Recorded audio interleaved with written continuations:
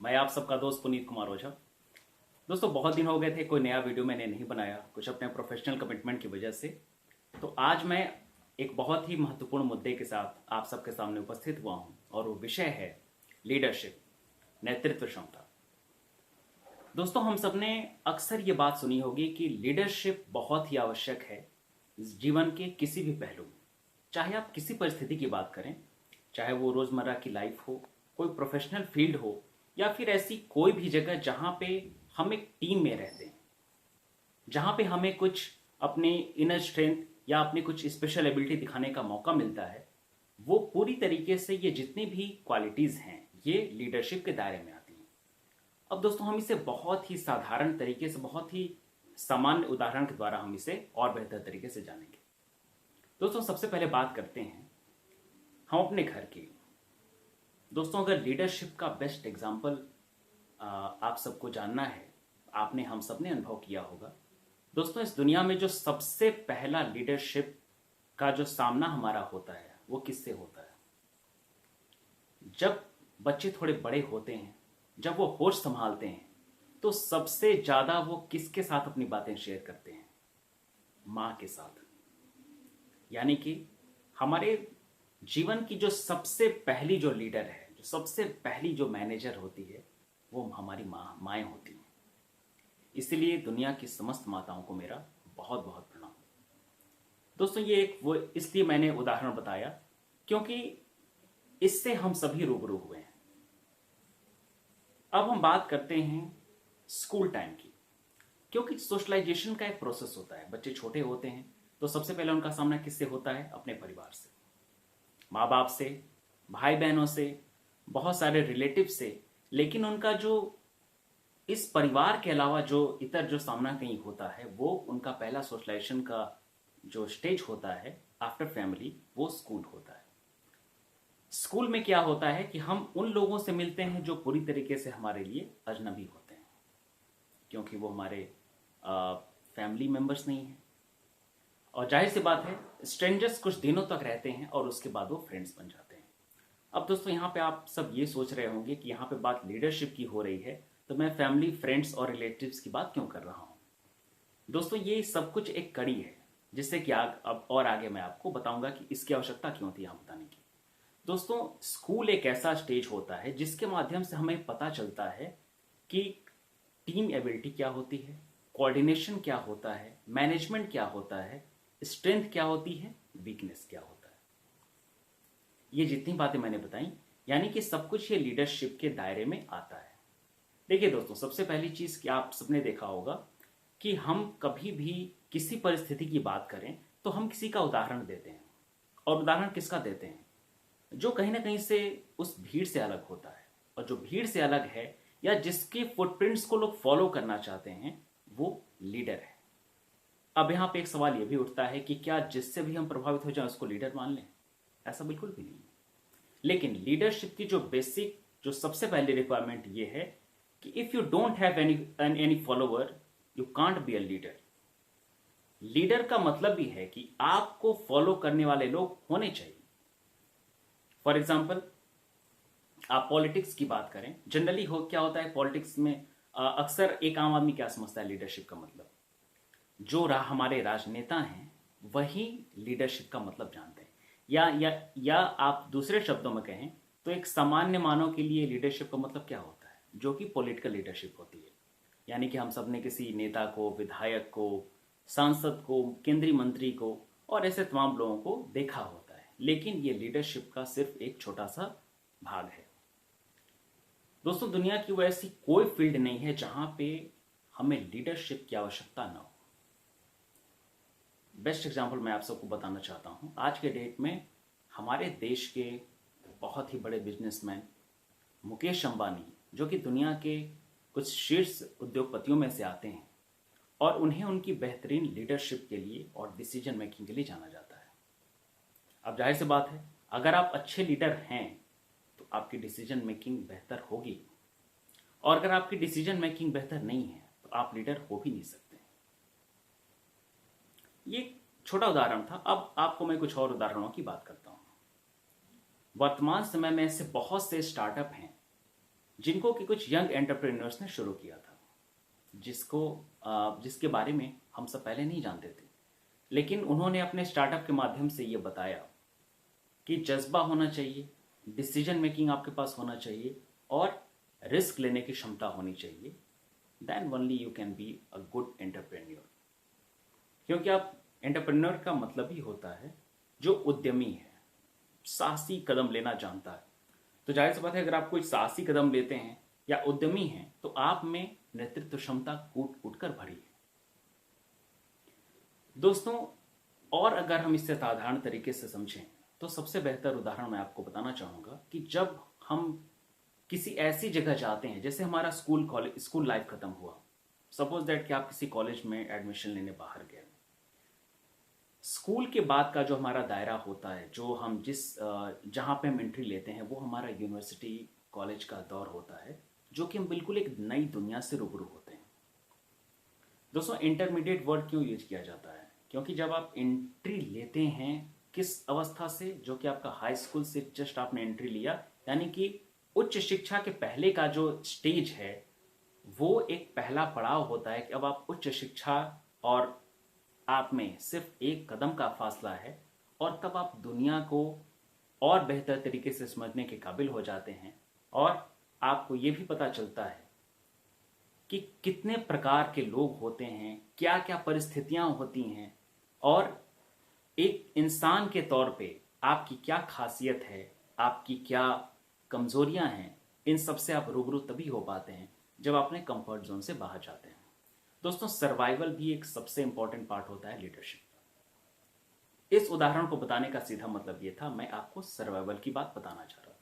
For example, आपने किसी छोटे जगह से पढ़ाई की है, कोई छोटा शहर रहा होगा, लेकिन आपका स्कूल कंप्लीट होने के बाद आपको दिल्ली यूनिवर्सिटी के बेस्ट कॉलेजेस में एडमिशन मिल गया, आईआईटीज में एडमिशन मिल गया, और भी इंडिया के जो बेस्ट इंस्टीट्यूशन हैं अंडर ग्रेजुएट कोर्स के लिए, वहां पे एडमिशन मिल गया।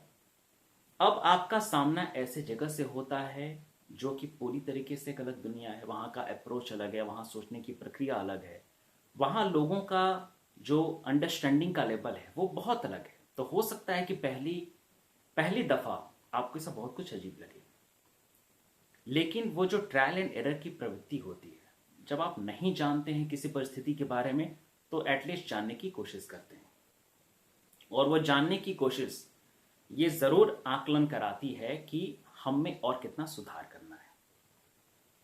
अब यहां भी लीडरशिप की बात आती है। अगर आप उस परिस्थिति में अपने आप को एडजस्ट कर लिए, इसका मतलब है कि आपके अंदर एक बेहतरीन लीडर छिपा हुआ है। जाहिर सी बात है, बहुत सारे लोग जाते हैं बड़े शहरों में, एडजस्ट नहीं कर पाते हैं, और उसका ठीकरा इस बात पे फोड़ देते हैं कि वहां की दुनिया कुछ अलग थी, वहां के लोग बड़े अजीब थे। दोस्तों, सबसे बड़ी बात है कि क्या कोई इस पूरे धरती पे, इस पूरे प्लेनेट पे, क्या कोई ऐसी जगह है जहां पे कोई ये गारंटी ले पाए कि हम यहाँ पे जाएंगे तो ये हमारे जैसे लोग होंगे, हमारी जैसी परिस्थिति होगी? बिल्कुल भी नहीं, कोई गारंटी नहीं ले सकता है। इसका सीधा मतलब यह है कि आपको आगे आना पड़ेगा, आपको सर्वाइवल के लिए रेडी होना पड़ेगा। आप उससे हार जाते हैं, इससे दुनिया को कोई फर्क नहीं पड़ता है। बहुत से लोग लूजर्स की कैटेगरी में हैं, लेकिन अगर आप उनसे डटकर सामना करते हैं उन परिस्थितियों से, तो आपके अंदर एक जो भी आपके अंदर का छिपा हुआ जो लीडर है वो खुल के बाहर आता है। और दोस्तों, यहाँ पे सबसे जो जरूरी बात मैं बताना चाहूंगा कि जो कोऑर्डिनेशन की क्षमता होती है वो बहुत ही जरूरी है जीवन के हर एक पड़ाव पे। और सबसे मैं एक महत्वपूर्ण कड़ी यहाँ पे और जोड़ना चाहूंगा, अगर आपने कभी दोस्त नहीं बनाया स्कूल लाइफ में, कॉलेज लाइफ में, या किसी प्रोफेशनल फील्ड में, इसका मतलब है कि आपने एक इंसान के तौर पे, एक लीडर के तौर पे, एक मैनेजर के तौर पे आपने कुछ भी नहीं किया अब तक लाइफ में। क्योंकि जब आप किसी से दोस्ती करते हैं, दोस्ती भी एक लीडरशिप का बेहतरीन उदाहरण है। जब हम दोस्त होते हैं, जब सपोज दैट कोई भी दो व्यक्ति दोस्त होते हैं, बेहतरीन दोस्ती शुरुआत होती है और फिर वो मजबूती से बढ़ने लगती है, उतार चढ़ाव आते हैं, बहुत सारी चीज़ें होती हैं। इसके बावजूद भी आप उस इंसान को खोना नहीं चाहते हैं। इसका मतलब क्या है कि आप दोनों एक दूसरे के पूरक हैं और आपको ऐसा लगता है कि जीवन की किसी परिस्थिति में other than our family, a friend a friend is very important. और ये लीडरशिप को मैंने यहां पे क्यों जोड़ा, क्योंकि जाहिर सी बात है लीडरशिप का एक बहुत जो बड़ा कंपोनेंट है वो है सेक्रीफाइस, त्याग करना। और त्याग अगर आप करना जानते हैं तो ही आप रिश्तों की कदर भी जानते हैं। अब यहां पे मैं ये नहीं कह रहा हूं कि आप अपनी त्याग हर जगह दिखाने लगे, नहीं, लेकिन दुनिया में कुछ ऐसे लोग होते हैं, जैसे आपकी फैमिली है, आपके कुछ फ्रेंड्स हैं जिनके लिए आपको त्याग करना पड़ता है। और आप त्याग करते हैं तभी आप कुछ पाते भी हैं। जाहिर सी बात है आप त्याग सबके लिए नहीं कर सकते हैं, but sacrifice is very important. It is the foremost important thing for the survival of a human being. बहुत जरूरी है। आप कभी भी स्वार्थी नहीं हो सकते हैं, ठीक है। अपने बारे में बेहतर सोचना, अपने आप को इम्प्रूव करने के लिए नए प्रयास करना अच्छी बात है, लेकिन माइंडसेट छोटा नहीं होना चाहिए, संकुचित नहीं होना चाहिए। क्योंकि जब संकुचित आप होने लगते हैं तो आपको ना अपने बारे में पता चल पाता है, जाहिर सी बात है आप दुनिया को समझने के लायक ही नहीं रह जाते हैं। तो माइंडसेट ब्रॉड होना चाहिए, और ये ब्रॉड तभी होगा जब आप में लीडरशिप एबिलिटी आएगी। अब यहाँ पे बड़ा सवाल ये उठता है कि क्या लीडरशिप जन्म से मिली हुई एक क्वालिटी होती है या इसे सीखा भी जा सकता है? तो इसका उत्तर सबका अलग अलग होता है। मेरे नज़रिए में जहाँ तक मैं जान पाया हूँ, जितना मेरा तजुर्बा है या जो मैंने पढ़ा है, जो सीखा है, तक जो मैं समझ पाया हूँ, उसका सिर्फ एक ही मैंने मतलब समझा कि लीडरशिप कुछ तो वाकई कुछ लोगों में मिली होती है, जन्म से आप कह सकते हैं, लेकिन लीडरशिप एबिलिटी को सीखा भी जा सकता है। इसका बेहतरीन उदाहरण है, आप आईआईएम्स में एडमिशन क्यों लेते हैं, या किसी भी आप हमारे देश में या दुनिया के बेहतरीन कॉलेजेस में लोग पढ़ना क्यों चाहते हैं? जाहिर सी बात है वो सिर्फ एक डिग्री होल्डर नहीं बनने के लिए वहाँ पे जाते हैं। आप अगर बेहतरीन जगह जाते हैं तो आपको बहुत सारे चैलेंजेस भी मिलते हैं, देश दुनिया के बहुत से लोगों से आपका सामना होता है, तो वहाँ पे आप अपनी एबिलिटी को डेवलप कर पाते हैं। या अगर नहीं कर पाते हैं तो आप कुछ लर्निंग जरूर सीखते हैं कि कहाँ चूक रह गई और क्या हमें बेहतर करना है। जाहिर सी बात है आप अगर किसी बेस्ट एग्जाम्पल, अगर आप ओलंपिक विनर से हारते भी हैं, वो भी एक चीज जैसी है, क्योंकि एक गोल्ड मेडलिस्ट है तो एक सिल्वर मेडलिस्ट होगा, तो वो भी एक लर्निंग है, वो भी एक लीडरशिप है कि आपने उसको टफ फाइट दिया। इसका मतलब है कि आपको सर्वाइवल का टेक्निक पता है, और आपको सर्वाइवल का टेक्निक पता हो गया, सेक्रीफाइस के बारे में अगर आप जान गए, रिस्क लेने की एबिलिटी के बारे में जान गए, कोऑर्डिनेशन एबिलिटी जान गए, टीम में काम करना अगर आपने सीख लिया, विश्वास करना सीख लिया, और इन सबसे बढ़कर आपने खुद पे अगर भरोसा करना नहीं सीखा, तो इन सारी क्वालिटीज का कोई मतलब नहीं है। खुद पे भरोसा करना बहुत ही जरूरी है, ये कोई फिलोसॉफिकल बात नहीं है, दैट्स अ रियलिटी। दोस्तों ऐसे तो लीडरशिप के बहुत से डेफिनेशन हैं, लेकिन यहाँ पे मैं किसी डेफिनेशन या किसी एक मैनेजमेंट एक्सपर्ट की डेफिनेशन के आधार पर अपनी बात को नहीं समझाने आया हूँ। यहाँ पे मैं लीडरशिप को उस तरीके से समझाने की कोशिश कर रहा हूँ ताकि एक हर एक इंसान इस बात को समझ जाए। जरूरी नहीं कि हम डेफिनेशन के आधार पर चीज़ों को समझें, आप रियल लाइफ से कनेक्ट करके चीज़ों को समझ सकते हैं। दोस्तों मुझे लगता है कि अगर मैं इन शॉर्ट अपनी अगर बात को ख़त्म करना चाहूँ, कंक्लूजन में अगर अपनी बात को रखना चाहूँ, तो मैं यही कहना चाहूँगा कि leadership is the most important thing for the survival. बहुत ही ज़रूरी है, और आपको ये सीखना ही पड़ता है। अगर आपके कुछ ड्रीम है तो, ड्रीम नहीं है तो फिर किसी चीज़ की कोई आवश्यकता नहीं। और जिसका ड्रीम कोई नहीं है, कोई भी इंसान है जिसका अगर कोई अपना ड्रीम नहीं है, वो इंसान तो है लेकिन पशु के समान है। तो यहाँ पे मैं कहना चाहूँगा दोस्तों कि सबसे पहले जो बुनियादी चीज़ है, खुद पर विश्वास रखिए, ड्रीम ज़रूर रखिए, कुछ ना कुछ करने का ड्रीम रखिए। जाहिर सी बात है बहुत सारे चैलेंजेस आएंगे, परिस्थितियाँ आएंगी जब आपको ऐसा लगेगा कि आप टूट चुके हैं, लेकिन फिर भी ये वही लीडरशिप की एबिलिटी है, ये वही कॉन्फिडेंस है, ये वही रिस्क लेने की क्षमता है, ये वही टीम कोऑर्डिनेशन में की एबिलिटी है। ये जितनी भी चीज़ें हैं ये सब कुछ लीडरशिप का समावेश है। और सबसे इम्पोर्टेंट पार्ट क्या होता है? Management. How to manage the things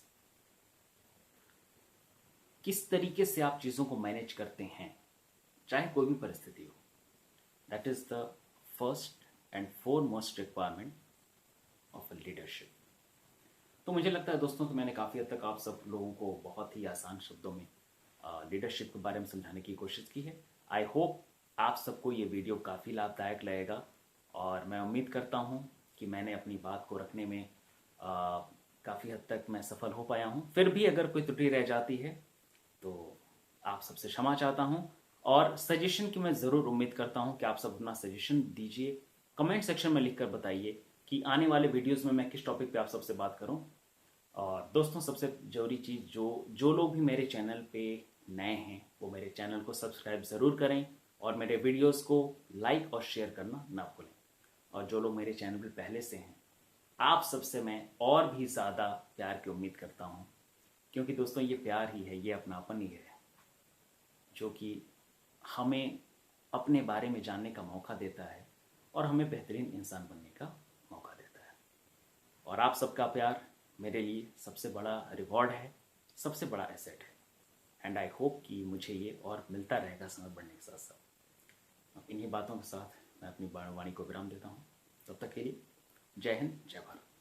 thank you so much guys.